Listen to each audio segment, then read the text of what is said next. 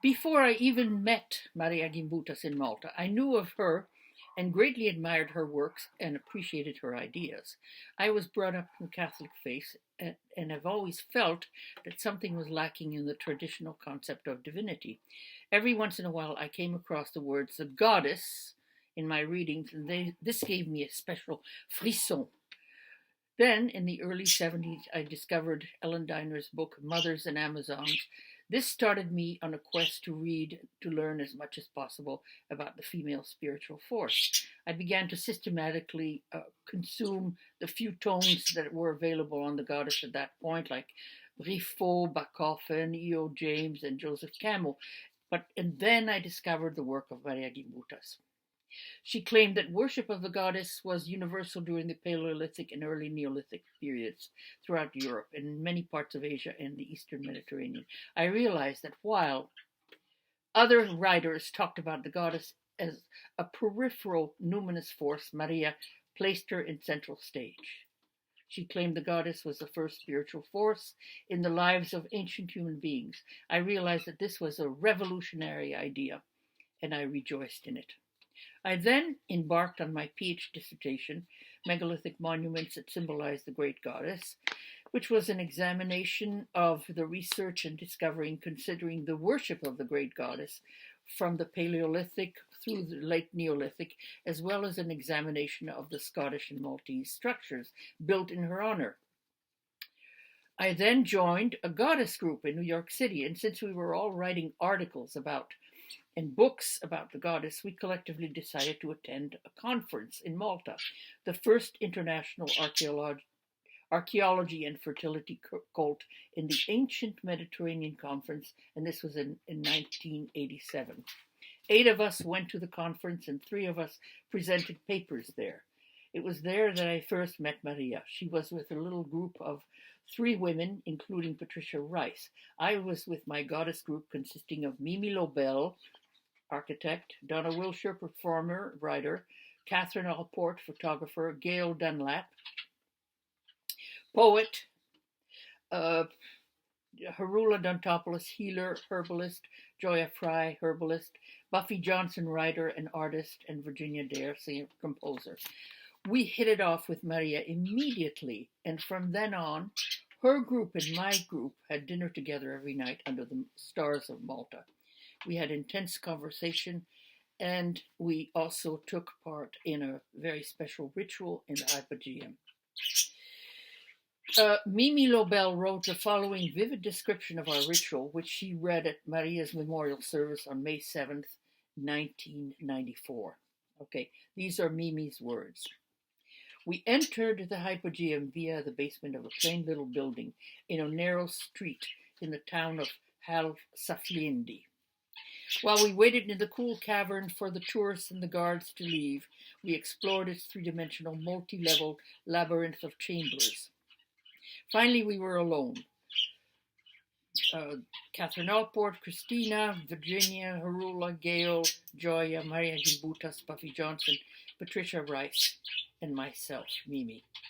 We ran around freely, revivifying the sacred Neolithic womb cavern with a reverent enthusiasm, admiring the fine stonework in the Holy of Holies, marveling at the ancient red pomegranates painted on the ceiling. One conference scholar had presented the hypogeum as the earliest known sacred site of Demeter and Persephone, and sounding into the oracle hole to disprove an old local saying that only a man's voice would carry properly.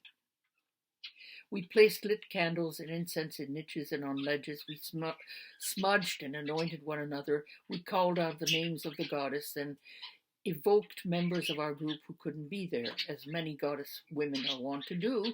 Some of us stripped down. Virginia halfway, Catherine all the way. We brought out our music makers and sang and chanted and danced to the goddess in high spirits. We passed around little gifts. Fine spiral shells Harula had gathered at one of the temples, feathers I had found on Queen Maeve's tomb in Ireland. We each said something profound and sent healing energies out to the earth in all her life forms. We joined hands and circled again and again. Marija was thoroughly enjoying all this. As we circle, we invited her into the center to incarnate the goddess. With no hesitation, she moved immediately to the center of the circle, the center of the hypogeum, the center of the goddess realm beyond space and time. She knelt down and looked up, her face radiant, her eyes distant. "Who are you?" we asked. "I am the goddess," she said, and then she went on for a few minutes in an oracular voice. As far as I know, none of us remembers exactly what she said. But the message was one of abundant and unconditional love and ever-flowing life energy and boundless creativity and regeneration and eternal wisdom and peace. The ritual was so powerful that a day later, 3 post-menopausal women in our group menstruated. End of Mimi's quote. I and Catherine Allport also interviewed and taped several conversations and exchanges between Marija and Colin Renfrew, professor of archaeology at Cambridge University in England, which I have in my collection. Here is an excerpt of our interview, which lasted about an hour. It's completely unedited. I'm going to try to do the voice of Colin Renfrew and also of Marija. So Renfrew. As I say, my position differs from Professor Gimbutas because she's achieved this synthesis which she has put forward, so she naturally feels that she has a clear view, so she feels she can speak of the goddess in a universal European sense. But to return to our initial point, my own approach to the methodology, since I don't have that broad synthetic vision, would be to prefer to work in each area initially to try to make the mythical imagery in each area bring forward its own conclusions, which later could be synthesized. Gimbutas. It's not a different approach, because of course you cannot be sure what is in each area. If you start with a study of symbolism, you find that there is the same language of symbols in Southeastern Europe and the same language of symbols in Ireland, Scotland, and Malta. They may not be the same kind of figurines, the styles are different. There are no figurines actually in Ireland and England. There are very few, and perhaps they were made of wood. This is a possibility. The same in Northern Europe. We have no clay figurines, we have amber figurines. Renfrew. And we have no Neolithic tombs in Southeast Europe. There are very few. Gimbutas, of course. But there are similarities. If you look at archaeological objects through the eyes of an ethologist, you can notice similarities between Western Europe and Southern Europe. So for me, all Europe, except South Russia, before the Indo-Europeans had one religion with regional differences in style and, of course, manifestations of goddesses and so on. So this is normal. I would explain this as a normal situation. But the religion was the same. The religion was gynocentric, with the goddess dominant. And of course, male gods were also there, but they were sort of secondary, or representing consorts of the goddess. Renfrew. As you gather, I am not at all persuaded of this unitary phenomenon. As I have said, Professor Gimbutas has defined in Southeast Europe a very clear picture. And there do we have a unified body of materials, because in Southeast Europe, we have all these clay figurines and these effigies, which we can interpret as effigies of deities. And Professor Gimbutas has written about that. And then in Malta, it's something different again. Because of Malta, we have these remarkable temples, etc., etc. Gimbutas. Well, I would like later on to ask what it is very different in Western Europe from Southeast Europe. I think it is very exciting to have some aspects represented better in Western Europe than in Southeast Europe. For instance, the megalithic graves, of course, are in Western Europe and not in Southeastern Europe. But we have, therefore, more information about the beliefs in afterlife, or the beliefs in Mother of the Dead, and the regeneration concept. The regeneration concept especially is very important. And in Southeast Europe, we do not have that, but we have egg-shaped graves and all that. So we can combine this information together and we have a unified picture. We can perceive from this segment of the interview Marija's powerful synthetic vision, not in line with the current methodological archaeological beliefs of the day, which caused her to be vilified. The conference itself was more than slightly controversial. Marija's views were applauded and welcomed by feminists, but considered radical and unproven by the majority of archaeologists. Actually, hostility towards Marija was displayed by certain attendees, such as Professor Haydn. Colin Renfrew tried to diplomatically contain some of the extreme reactions to her views. She discussed the great goddess unabashedly, as well as her Kurgan hypothesis, which was considered completely out of the realm at that point. Now, her Kurgan hypothesis has been totally substantiated by the in-depth DNA research by Harvard geneticist David Reich, and recently, even The New Yorker has published an article completely substantiating her views. And then I quote from the article: "The idea that Indo-European languages emanated from the Yamnaya homeland was established in 1956 by the Lithuanian-American archaeologist Marija Gimbutas. Her view, known as the Kurgan hypothesis, named by the distinct burial mounds that spread across Europe, is now the most widely accepted theory for Indo-European linguistic origins. But where many archaeologists envision a gradual process of cultural diffusion, Gimbutas saw continuous waves of expansion or raids. As her career progressed, her ideas became more controversial. In Europe previously, Gimbutas hypothesized men and women held relatively equal places in a peaceful, female-centered goddess-worshipping society, as evidenced by the famous fertility cultures of the time. She believed that the nomads of the Caspian steppes imposed a male-dominated warrior culture of violence, sexual inequality, and social stratification, in which women were subservient to men, and a small number of elite males accumulated most of the wealth and power. The DNA from Iberian skeletons can't tell us what kind of culture the Yamana replaced, but it does much to corroborate Gimbutas' sense that the descendants of the Yamana caused much greater disruption than other archaeologists believed. Even today, the Y chromosomes are almost all men of Western European ancestry have a high percentage of Yamana-derived genes, suggesting that violent conquest may have been widespread. See The New Yorker, December 14th, 2020. The article is called The Skeleton Lake. Her Kurgan hypothesis postulated a patriarchal takeover during the late Neolithic all over Europe, and it was ridiculed during the conference. Now, almost 30 years after her death, as she had predicted herself, her views are being totally substantiated. After Malta, I kept in touch with Marija, and she tried to help me publish my first book, Habitations of the Great Goddess, which was a section of my PhD dissertation.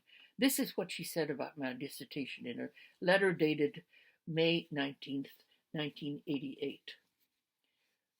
Quote, "I am quite enthusiastic about your work. I congratulate you most sincerely for accomplishing such an enormous amount of work you put into it. Your manuscript is not just one book, but two. You really should divide it into A, a general work on the prehistoric goddess, B, the temples of Malta and the Orkney Islands." I followed her suggestion and published The Temples of Malta and the Orkney Islands, which became Habitations of the Great Goddess. Eventually, she invited me to come and visit her in her house in Topanga Canyon for 3 days. It was a delightful 3 days. I stayed and worked in her guest room that overlooked part of Topanga Canyon, and she was in her ample study next door, which overlooked another part of the canyon. I was working on transforming part of my dissertation into a book, as per her suggestion. She was working on what became The Language of the Goddess. Most of the time we worked in silence, but every once in a while we would spontaneously utter something that was important to us in our research. Then we would break off and have lunch or dinner at a small restaurant in the canyon, during which we would continue our research talk and tell each other about our lives. I intensely admired what she had accomplished in archaeology and her feminist bent, and she admired and supported my artistic ideas. We decided that besides both of us being very passionate about our work, she in archaeology, me in sculpture and prehistory, we shared a common passion, a love of dachshunds. I told her that one of my beloved dachshunds was going to be the sire of a litter of dachshunds, of little dachshunds, and I would be thrilled to be able to give her one of the puppies. At the appropriate time, I sent her a little female dog whom she named Pupite, which means little doll in Lithuanian, her native tongue. We would frequently call each other after that, and we would talk about our work and about Pupite. This became a further intimate connection between us. I saw Marija and attended a number of conferences with her, such as the Dublin and Southampton conferences. I also attended some of her healing sessions that she partook in when the cancer that she had would flare up. Some of the healing rituals organized by Vicky Noble were extremely powerful and sacred, and I was always very moved to be involved in them.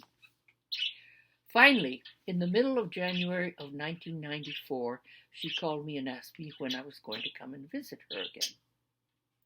I told her that I would come in June.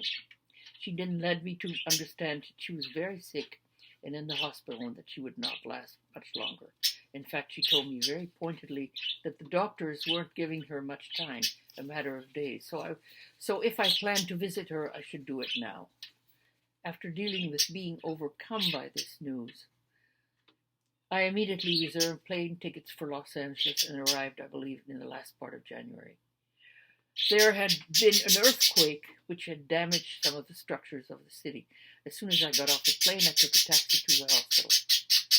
I found Marija in the hospital room, hooked up to a dialysis machine, but very happy to see me. Joan Marlowe was there. I knew her from having seen her in many conferences. Vicky Noble was there also. I had seen her at healing ceremonies, but did not know her. We started immediately talking about consequential things, and Marija seemed very cheered by our presence and by our conversation, which she joined. She was totally lucid and sharp. Suddenly, Olympia Dukakis and a friend of hers swept into the room with some fanfare. She was bearing gifts, a lot of Greek delicacies and some retsina. Olympia had just won the Academy Award for her performance in Moonstruck, and she was now a celebrity, and the nurses were excited by her presence and didn't dare object when we became livelier and livelier and started feeding Marija some of the delicacy, tzatziki, taramosalata, etc. Marija was thoroughly enjoying all this and was very happy to see Olympia. Suddenly the head nurse appeared, interrupting the merriment, and absolutely forbade us to feed Marija, who she said was very sick and on dialysis. So we stopped feeding Marija and went into another mode. We each took a part of her, her head, her hands, her feet, her legs, and started to gently massage her while singing to her. This went on for quite a while, maybe half an hour, maybe even an hour. Everybody was very soothed by this, including Marija, who almost fell asleep and had a beatific look on her face. We all felt very happy then and there. Our heroine was soothed and benefited from our presence and our ministrations to her mortal frame. After a while, the head nurse came back and told us we had to leave because they now had to take care of Marija medically. We left each other, each one of us feeling highly inspired and at the same time extremely sorrowful because our dear Marija was obviously not well. I went to Marija's house in Topanga Canyon with Vicky and Joan and slept with Pupite in one of the guest rooms after talking and weeping with both of them for a long time. The next morning, Joan drove me back to the hospital to spend one last hour with Marija before I had to take my flight back to New York City. I found Marija in her bed, still hooked up to the dialysis, but totally alert. "Let's be productive, Cristina," she said as a greeting, at which point I utterly lost it because I knew that this was going to be the last time I would ever be in the company of this special human being who had accomplished so much and had opened so many doors in the field of archaeology and feminism. I started weeping uncontrollably, and Marija seemed a little put off with me at first. I told her I'd love to be productive, but I could not help my emotions, which had completely taken possession of me. I thanked her profusely for all she had done and been for me. I had published my first book, and she had written an inspiring introduction. She had helped me with publishing contacts. I assured her that I would continue to make art to further the goddess and the feminist cause, and that I would do research and publish on prehistory. But most of all, I was weeping and could not really stop, and she became compassionate with me like a mother. Finally, Joan arrived to drive me to the airport. I kissed Marija goodbye and told her to nest closely in the arms of the great goddess, and that I would stick to the path she had set out for all of us, or something like that. I don't remember clearly. I was too overwhelmed. Then I left. 2 days later, on February 2, Marija died. I immediately got together with Olympia Dukakis, and we planned an incredible memorial in New York City, which was attended by hundreds and lasted for 5 hours. Countless speakers and some singers took the podium. It was extremely emotional and very productive. This, to the best of my recollection, is what I remember about the last time I saw Marija. I can see the whole scene at the hospital as if it had happened yesterday. Knowing Marija Gimbutas has enriched my life immeasurably. I will always treasure the connection I had with her. Thank you.